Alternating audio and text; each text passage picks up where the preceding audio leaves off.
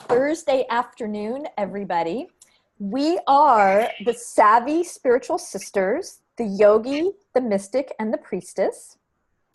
And we engage in rich discussion on life, spirituality, and wellness from our unique perspectives.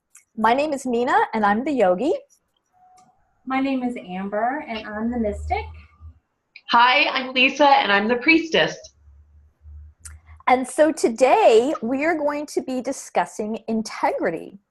And so I believe it was our priestess, Lisa, her idea for integrity. So Lisa, why don't you start us off? Okay, so it seems to me that integrity has been coming up a lot more over the last few years, and I think even more so since the presidential election.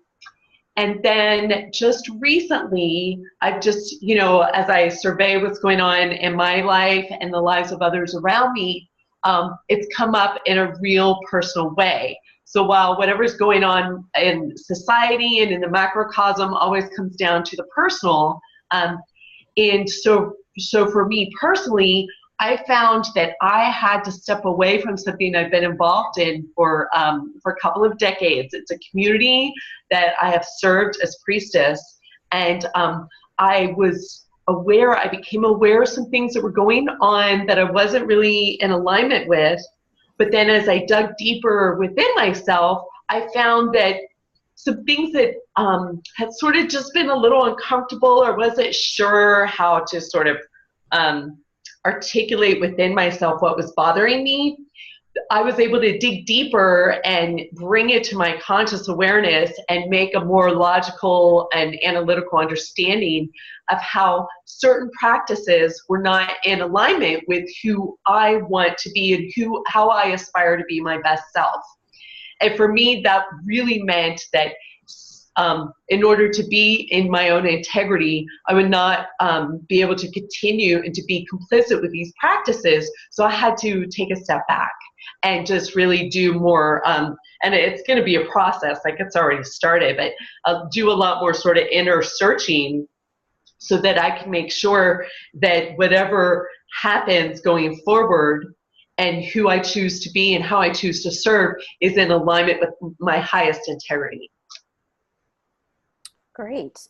Amber, what about you? What do you have to say about integrity? Integrity. Well, I think on the planet today, you guys, this is a time of great revelation. First, I want to point out that I grew up very rural in Southern Virginia, and very much steeped in a Christian tradition. And my grandfather was sort of what you call a holy roller, right? And I feel him even winking at me right now as I say that. And what I mean by that is he had a deep love of sort of biblical text. And I bring this to the conversation because his favorite book was Revelation. And one of the things that I really, when he would tell some of the stories, my ears as a kid would just hear it from things would be revealed. That there was a point coming that humanity was going to have to confront themselves. What do they believe? What is in alignment with who they want to be? That there was going to be a great stock taking stock in the self. And I feel like that's sort of what's happening on the planet, a return to a sense of self-responsibility, of stock taking. Does this suit me, or is it costing me from an integrity standpoint? Is this resonating with who I want to be? It's everything Lisa just said. And it will come with a lot of upheaval for people. Suddenly they're going to find, and we see this in ascension and consciousness on the planet in terms of that content that's all out on the internet. You're going to see people who are leaving groups, leaving relationships, leaving jobs that are out of integrity for them. It's like a time, and it's that great stock taking about who am I going to be, who do I mean to be this lifetime. It's breaking the chain or frequency or the resonance of who do you want me to be? Whether it's an institution, whether it is a religion, whether it is education, whether it is, I'm supposed to have 2.3 children and live in a house that looks like that or drive this kind of car. I mean, down to the granular. So it doesn't surprise me, Lisa, for you to be running into that. I definitely, I look for and feel for integrity like right off the bat in all of my relationships now. I mean, it's like one of the first things that I almost can smell it. And I know you guys can too. I can tell because integrity and authenticity, usually they go really, they're interwoven, right? So I'm aware that at this stage of my life, that in everything I do, I feel for the vibe of integrity. Is this lining up with who I know myself to be? From my inner life out. Nina, how does integrity kind of show up for you, and what does all this story and my viewpoint sort of bring up for you? Well, I mean, it's become a bigger thing for me, or not necessarily bigger, but more conscious thing for me, especially in the last few years, related to relationships, related to work, how I work, the process that I work with for myself, how I engage with clients, customers. And from the yoga perspective, the first thing I thought of where integrity was concerned, because integrity basically means being honest with yourself and others, being unified in a way, having some sort of strong moral principles. And if you look at that and the definition of yoga, so yoga means union or to yoke. And it's almost like they're interchangeable words, okay? Yoga is living, being in integrity. And if you want to drill that down even more and take it down to one of the limbs of yoga. So we know yoga is more than just asana, the physical practice. If we take it down to the yamas of yoga, which is the first limb of yoga, which are our moral principles, our ethical ways of living. And then we drill down into one of those, satya, which is truthfulness and being truthful. And I look at that as being truthful with others, more so being truthful and honest with myself. And so when throughout the ages of my yoga practice, over the course of the last 20 years, I have found different times where I was like, this doesn't feel right to me, and I'm not going to do it as a teacher. I had a teacher tell me one time, we were discussing class and starting class, and I mentioned something about how often I'll start students on their back. And she was like, never start students on their back. And I'm like, why not? And it sets the energy low or something like that. And I'm like, but if I feel like that's what they need, then I'm going to be honest with myself and them, be in integrity, and give them what they need, not what they think they want, not what another teacher or guru says I need to do, not what the studio says I'm supposed to do, but what I feel they need. And that's how I've always taught yoga. And then from if you look at it from a physical perspective, if you're being in alignment, if being in integrity is being in alignment, then we need to look at the physical aspect of much of yoga. Asana is about being in alignment in some way or another from a safety perspective. If people can't be in alignment, then I'm not going to teach that. So, there was a time where it's like you had to do headstand at the end of class. And I'm like, I remember that time. No, we're not going to do that because everybody in this class can't be in proper alignment to hold that, and they're going to get hurt. Yeah. So that's how I see it, especially from a yoga perspective, and how to see them both as being basically the same thing. Integrity is yoga. Integrity is the fruit of yoga. They're both practices that put us into alignment with bigger energy, basically.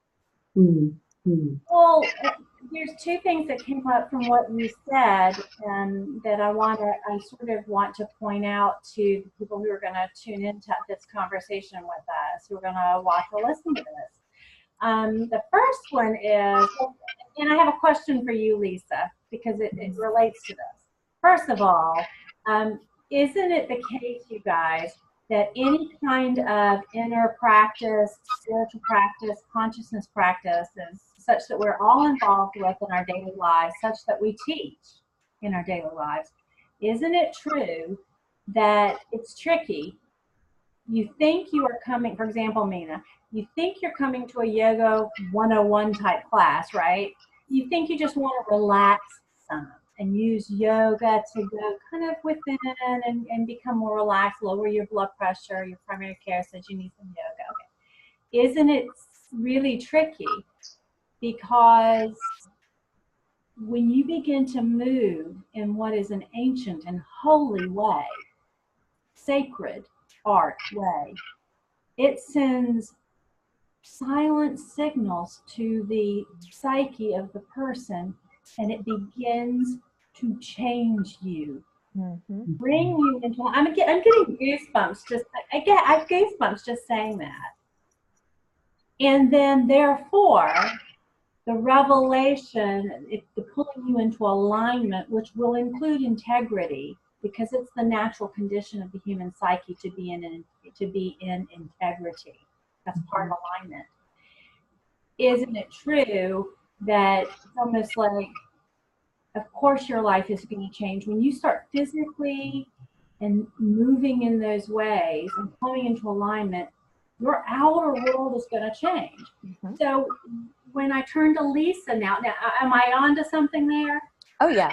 Absolutely.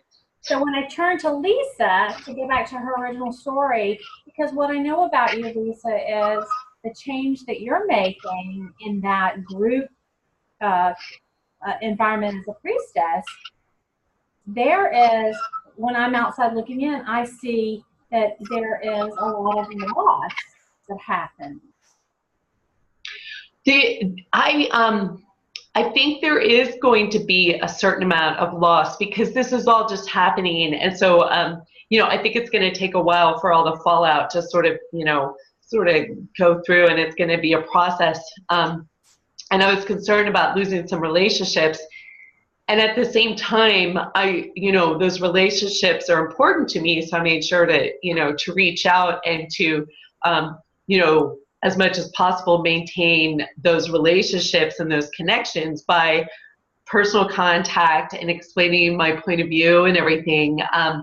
Because I feel that the perspective, this new perspective that I've gained, is a real crucial point to how not just myself, but that this group and this community gets to we get to hold ourselves to a higher standard. And, and I see how it's happening, in the big picture, but it was just a matter of time before these kinds of things came through to illuminate, hey, we've got to step our game up. We got to own our shit. We got to look at our personal stuff. We got to look at how it's showing up, in community and in organizing. And then we have to up level and decide where we stand personally, and also how we want to implement structures and systems and guidelines that help to keep everybody in alignment with this new understanding and perspective.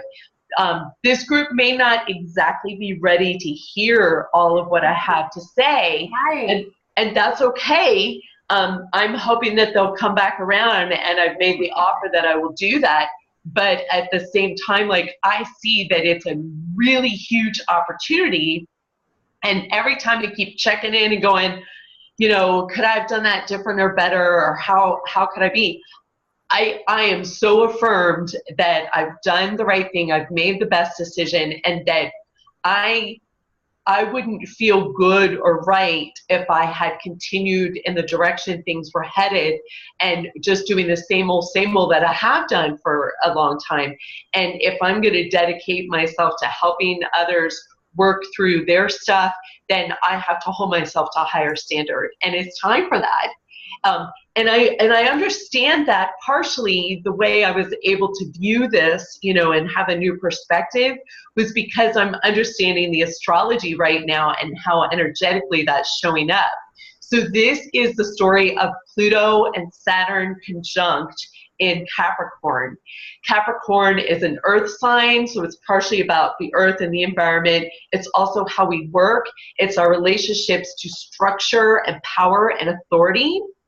So those themes are really strong, but Saturn is very much about structure and karma and how we do things, and even more about authority and patriarchy. And then Pluto is about the life, death, and rebirth, and how we bring up the shadow and the darker stuff, and we look at it and we go, I can't do this anymore, or that's not sustainable, or this is not what's going to move us forward as a society and help heal ourselves and the planet. So when I realized from that perspective that that's part of what was going on, and that I understand part of the alchemy of this process is a lot more about what we have to let go of and get rid of first, so that we can be more in alignment, so we can be more in integrity, so we can create the new foundations and the new structures. So for people that don't know, explain what conjunct means and how long this energetic influence is going to be around. Okay, so first off, you should know that Saturn and Pluto are kind of heavy hitters in the solar system. Pluto's more of an outer planet. So outer planets affect us more on the micro or the macrocosm and like societal level, but still on a personal level. And then Saturn is a more personal planet, so it's got a lot more to do with how we're doing our own stuff. When they're conjunct, it means they're right on top of each other. They're at the same point in the sky. And this is going on for 2 years. So this is, and it's actually some of the biggest astrology of our lifetimes. The last time the two of them were conjunct like this in Capricorn was during the American Revolution. And so if you think about what a big deal that was, like we're standing at the threshold of that kind of change. I got the chills too. But then here's the other piece that makes it even more powerful. This time we are also seeing these two not just conjunct each other, but also conjunct and sitting on the south node of fate. It's the south node of the moon. This is about karma. It is about release and letting go. It is about what's not working anymore. So it's like compounds this energy. And then let's like check in a little bit further with that. Yesterday, Pluto stationed, it stopped to go backwards, retrograde. On Monday, Saturn will do the same. And so while they're going to go backwards, they're going to stay in this really close conjunct relationship, not just with each other, but also with this south node for about the next 6 months or so. So we're doing a lot of hardcore work on understanding what's not working. Wow. Awesome. So I guess at this point in our conversation, because we really do try to stick to the 30 minutes, I'm interested from you, Nina. Well, first of all, back to the point about all that we let go of, and the reason why I mentioned grief and the emotion of the changes. Now, see, all three of us are pretty seasoned women and mature women, mature in business, mature in healing arts, as teachers, etc. And so we ride these shifts and waves. I mean, I'm not perfect. Lord knows I'm in the floor occasionally still. And things take us by surprise, right? And you're going to ride this important change in your priestess life beautifully, as you just described, right? But for the people who are going to take this conversation to heart and be looking for some clues, they're going to need to know how do I ride out? You know, what kind of yoga movement can I incorporate to ride out this cosmologic time, this procession of planetary movements and so forth, as beautifully described by you, Lisa. They're going to want some clues from here on out in the conversation, I think, about, well, what do I do when all this shit's hitting the fan? How do I maintain my personal integrity? Literally, integrity means integration of self. And wholness. And that wholeness. Yes, wholeness. While we're going through, and you said, what did you say? 6 months, 2 years? What was that? So this is a 2-year process. That's The retrograde is 6 months. So like we'll come back around next year and there'll be another retrograde. But this whole thing is about a 2-year or so process. Okay, so my challenge to us now for the rest of the conversation is to turn it into, now what do we do about, what do we, as typically who's tuning into this, are what I would call service to others' souls, people who are fairly well attuned, fairly well along somewhere in some forms and bits and pieces of spiritual practice that they've cobbled together, right? So that said, Nina, what would you like to see us doing with our bodies and psyches from that yogini perspective? Sure. So I think any kind of yoga that resonates with you, physical yoga. So if it feels good and right to go do a power class, a vinyasa class, those movements, that breath, what you're doing is going to help you ride this out, whether you realize it or not, in a way that that works for you. If it doesn't feel right, so if you go into a power yoga class and you can't do half of it, then you are already out of alignment and not being in integrity. And that's when you need to ask yourself, okay, maybe it's okay to go take a gentle class, a gentle yoga class. It's going to do the same thing, just in a different way. Specifically to practice satya, or that truthfulness, in a physical way, I take that as throat chakra. So to stimulate this 5th energy center at our throat, to speak and hold our truth, to acknowledge our truth in ourselves. And so that's going to be things like chanting. So just oming is fine for that. It'll be any sort of, I mean, you could do a bridge pose, anything where the back of your neck is in contact with the floor and the ground. If shoulder stand is something that makes you feel good, then shoulder stand works. And there's lots of options you can take to actually not do shoulder stand, but still get that throat energy stimulated. Fish pose, the opposite. Yeah. And then there's a mudra, Kali Mudra, which is this, that empowers us to, it empowers us to be truthful, to connect with our own truth. And so maybe just holding this during meditation is a way to do that. But I think when you go to a class, if anything feels off, if it doesn't feel right, if you don't feel strong enough, if and you have to really pay attention, because people will think, oh, I need to go do power today, when it's really like, no, I need to really just go in Shavasana. I think people really need to pay attention, open that throat chakra, and then ask, what do I need today? And just go deep and listen, instead of letting the ego or the mind say, oh, I've got to go sweat it out, kind of thing. Mm-hmm. Does that make sense? Yeah, no, all of it is very, very good advice there, Lisa. I mean, Nina, I like that, and I like this.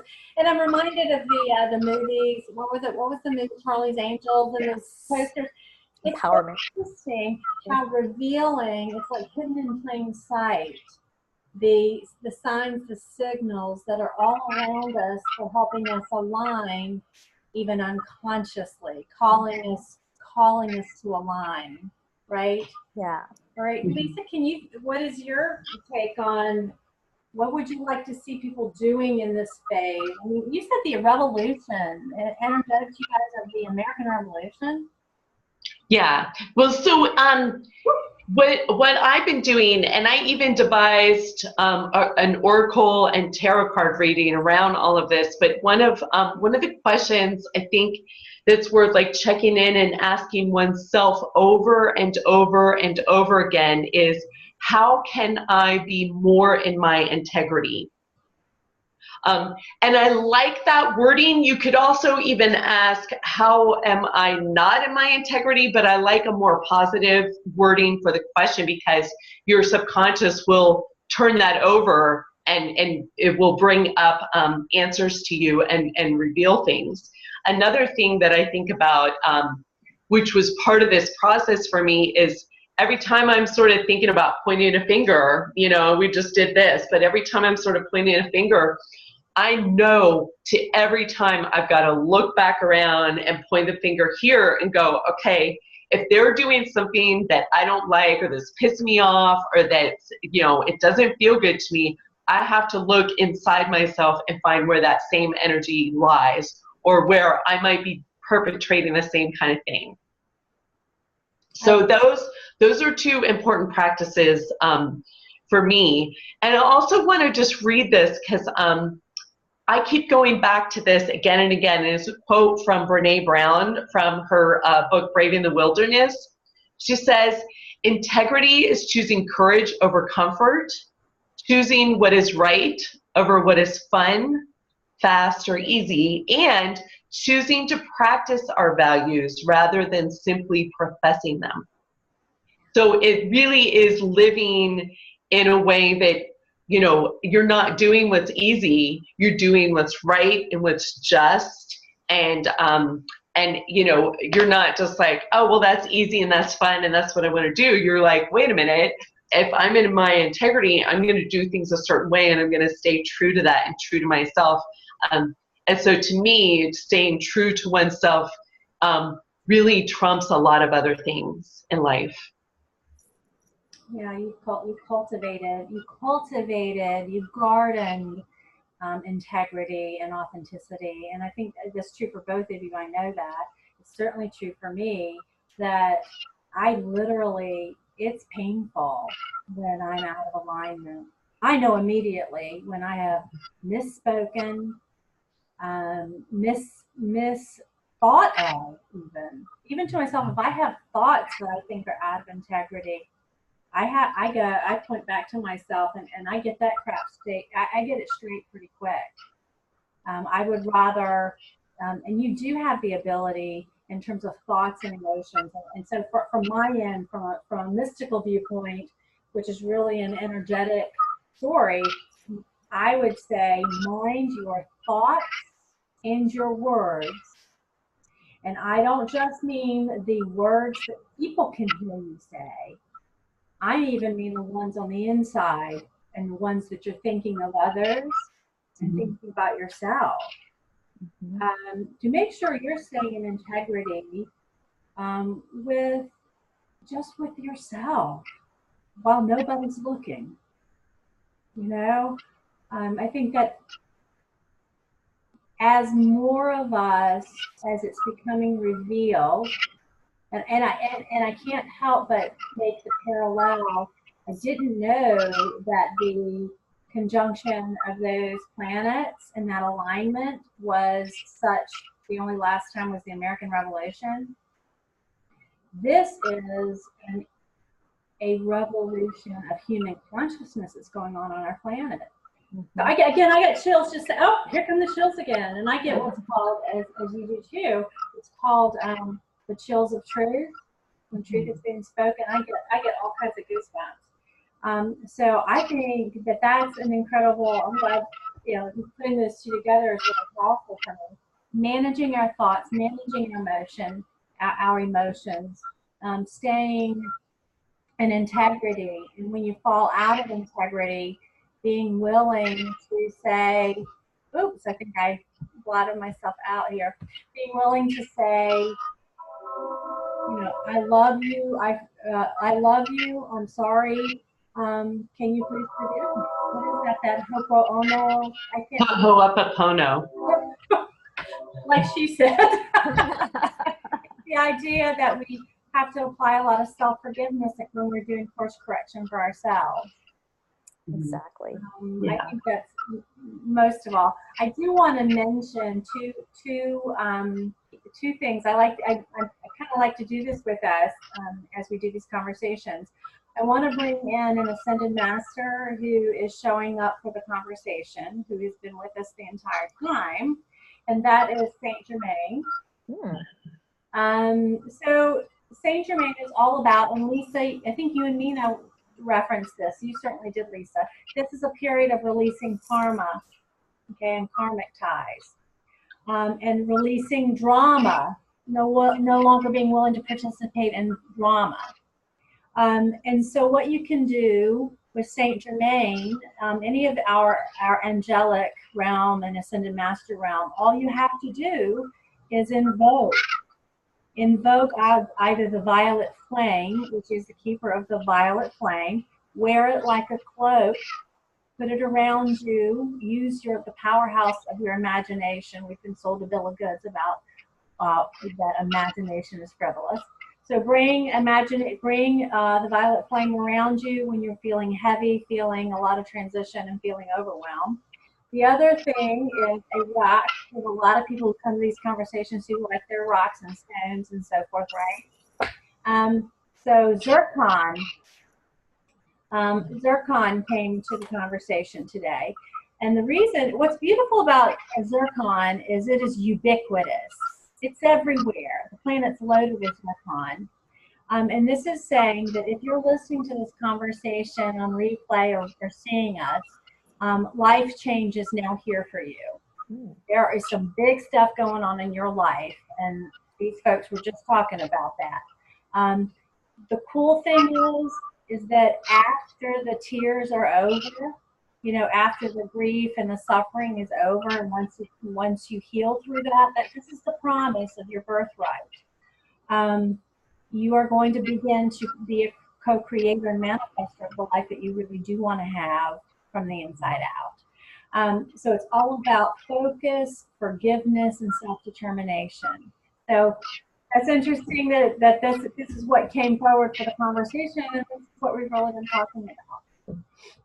I love what you were saying about a revolution of spirit, because like what I was thinking is that this time frame is a revolution of integrity, and that we get to be the revolutionaries, and it's got to start with us, right? We know that we have to be the change, so we start here, and then and then it ripples out, in all the ways, and everybody's doing this work, however conscious they are or not of it. So drawing people's attention and awareness to, hey, this is what's happening right here, and it's real. And then when you can take that lens and look at what's going on in life and in different situations, I think it lends a lot more clarity. Oh, okay, maybe I'm not fully in my integrity here. Or if I'm going to navigate this like crazy situation, I'm going to make sure to do that with integrity and do it right, because then you don't have to keep going back over it. You get the lesson. Yeah. And integrity on the vibratory resonance chart, when you take a look at words and their resonances, their measurable frequencies, yes, integrity is incredibly high. It's vibratory resonance in terms of hertz. I would have to look up where it is and where it hits us on the human spinal column, which is our nervous system, which actually has threads in our energetic body and into the unseen. So when you start ringing the bell of Satya, watch out. You're going to get reverb from the unseen. It's a signal to the unseen that says she's ready. So I got goosebumps just saying that too. I think I got a lot of goosebumps with us today. I love you guys. Awesome. Yeah, well, you know, as always, I feel like when the three of us get together, like, I mean, we could go on talking all day, all We really afternoon about could. this, Yeah. and include like some coffee or a drink or something for like, Yeah. you know. So, but I thank you. I thank you for wanting to talk about this because it's just been such a really you know, hardcore prevalent theme for me personally right now. And I'll be curious to see once we leave this conversation how these things might come up even more. So, you know, let me know. Great. Yeah. Well, you guys, I think that's it for today. So we'll be back in 2 weeks with a great topic related to Mother's Day.